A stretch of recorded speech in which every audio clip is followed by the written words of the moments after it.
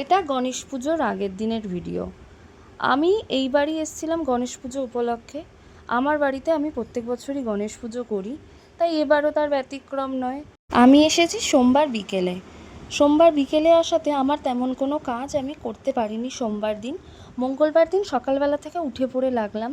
জানো ওয়েদারটা কেমন ছিল, মঙ্গলবারও মুষলধারে বৃষ্টি, তাই দুবেলাই বাজার করতে হয়েছিল। সকালে গেছিলাম আমি আর মা, বাজারে গিয়ে ঠাকুর সব কিনে নিয়ে এসেছিলাম। বিকেলে আমি আর আমার সামনের বাড়িতে একটা বোন দুজনে মিলে গেছিলাম বাজার করতে। বাজার তো করে নিয়ে চলে এসেছি। আমি প্রতি বছরই অনেক রকম ভোগ করে গণেশ ঠাকুরকে দিই। এবারে একটু পার্সোনাল প্রবলেম থাকায় ভেবেছিলাম অল্পের মধ্যে দিয়েই পুজোটা করব। তাই এই যৎসামান্য আয়োজন করেই গণেশ পুজোটা সম্পন্ন করলাম।